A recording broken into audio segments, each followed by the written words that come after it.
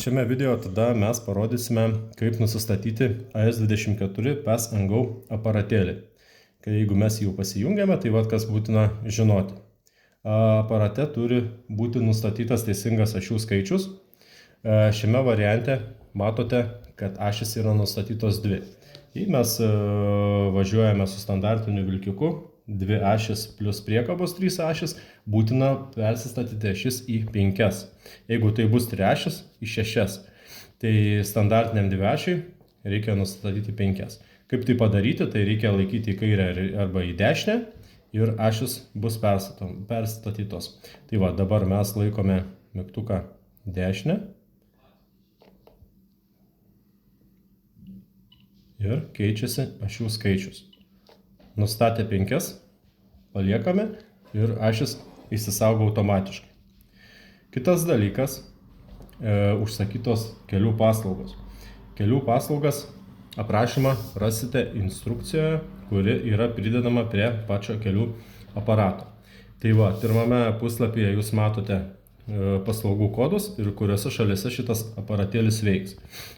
Trumpai tada galime prabėgti. BEL tai yra Belgija, DU Vokietija, POL yra Lenkija, TIS bus iš Prancūzija ir keli tuneliai.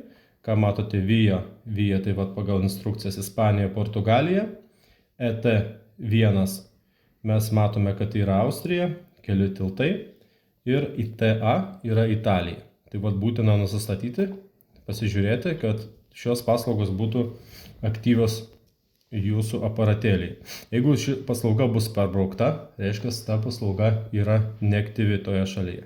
Ir būtina akcentuoti tas, kad kitą kartą aparatėlis, kad ir Lietuvoje jis degs žaliai, bet Lietuvos kelių apmokėjimas nevyks, nes kelių apmokėjimas Lietuvoje vyksta visai kita sistema. Tai reikia siųsti SMS į tam tikrą numerį ir užsisakome mes elektroninę vinietę, kaip pavyzdys. Kitas dalykas, aparatėlyje yra dar funkcija, aišku, kelių mokestis gali būti atjungtas arba įjungtas. Šiuo metu jis yra įjungtas, nieko daryti nereikia. Kitas meniu yra bendras svoris. Bendras svoris nustatomas pagal COC klasifikaciją, kurią jums duos Šarūnas, jeigu jau nežinome, kas čia nustatyta. Tai dažniausiai tai būna virš 40 tonų. Tai jeigu matome, kad tas skaičiukas yra žemiau 40 tonų, tai nėra gerai. Tarkim, vieniem vilkikam yra 44, kitiem 60 tonų, tą būtina persistatyti. Persistato šitas skaičiukas paprasčiausiai paspaudus trumpai į dešinę ir į viršų į apačią koreguojami skaičiai.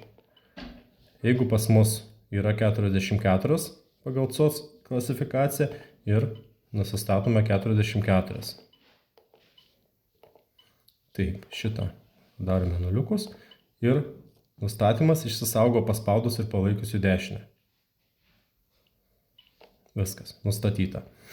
Ir dar kartą primenu, kad jei nežinome, koks čia turi būti skaičiukas, galima parašyti SMS-ą Šarūnui, vadybininkui, su savo valstybiniais numeriais ir gausite atsakymą, koks skaičiukas čia turi būti. Iš esmės, tie aparatai yra visi nustatomi, bet visada įvažiavus į kitą šalį, kurioje bus apmokama šito aparatėliu, būtina tai pasitikrinti. Taip, toliau meniu garsumas, kad kaip aparatėlis veiks, jisai informuos jūs, galima aišku nustatyti didžiausią garsą. Ir toliau vėl meniu kartojasi, dar prabėgu per meniu, informacija apie prietaisą. Tai viskas labai paprasta, ką svarbiausia akcentuoti, tai ašis ir bendrą transporto priemonės svorį. Viskas.